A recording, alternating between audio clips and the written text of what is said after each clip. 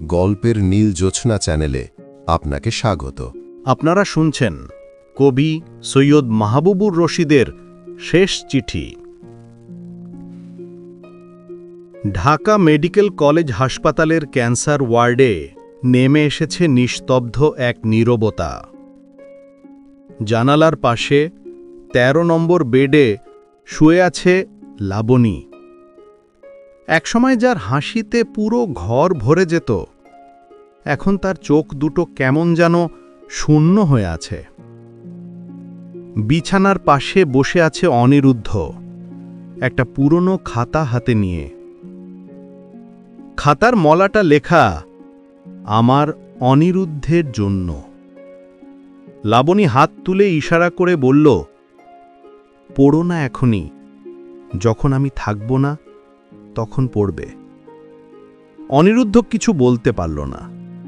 চোখের পানি লুকাতে সে মুখ ফিরিয়ে জানালার বাইরে তাকালো।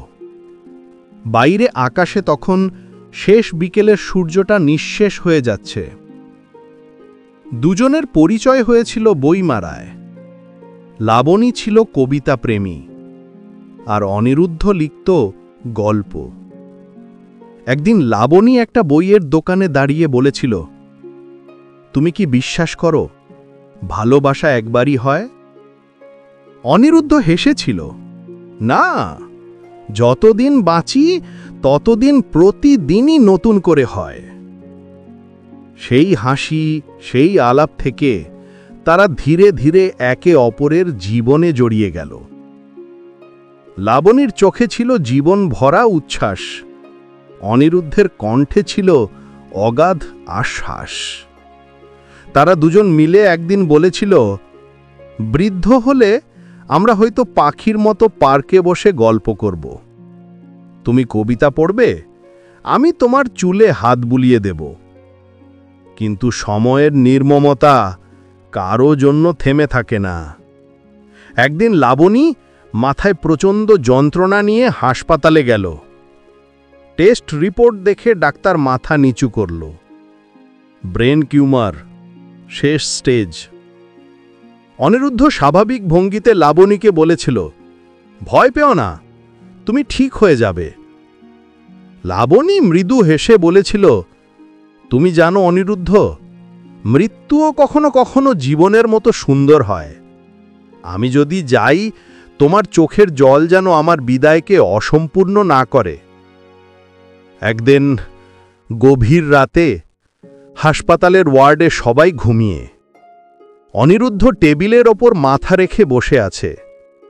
হঠাৎ লাবণী বলল, অনিরুদ্ধ, আমি একটা চিঠি লিখেছি তোমার জন্য। চিঠিটা পড়বে যখন ফুল ফুটবে, পাখি ডাকবে, আর আমি থাকব না। সেই ছিল শেষ কথা। ভোর হওয়ার আগেই লাবণীর নিঃশ্বাস থেমে যায়। লাবণীর শোক কাটিয়ে উঠতে অনিরুদ্ধের অনেকটা সময় লাগে। পরের বসন্তে অনিরুদ্ধ পুরনো খাতাটা খুলল। ভিতরে ছিল সেই শেষ চিঠি।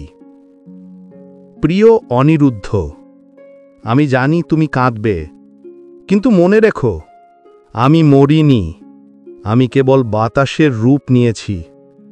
যখন তোমার গল্পের চরিত্রে নায়িকা কাঁদবে, বুঝবে আমি সেখানে আছি। যখন তুমি জানালার বাইরে তাকিয়ে দেখবে একটা পাখি উড়ে যাচ্ছে, বুঝবে আমি তোমার গল্পে ছুঁয়ে আছি। আমি চেয়েছিলাম তোমার জীবনে কবিতা হয়ে থাকতে, অশ্রু হয়ে নয়। তাই আমি যাচ্ছি, যাতে তুমি আবার লিখতে পারো, ভালোবাসতে পারো, বাঁচতে পারো। তোমার লাবণী। চিঠিটা পড়তে পড়তে অনিরুদ্ধের চোখ ভিজে গেল। তার ঠোঁট কাঁপছে। সে ফিসফিস করে বলল, তুমি এখনো আমার গল্পে আছো লাবণী, প্রতিটি লাইনে, প্রতিটি অক্ষরে। জানালার বাইরে ঠিক তখনই একটা দোয়েল পাখি ডেকে উঠল। মনে হলো লাবণী ফিরে এসেছে অন্য এক রূপে, অন্য এক পৃথিবী থেকে।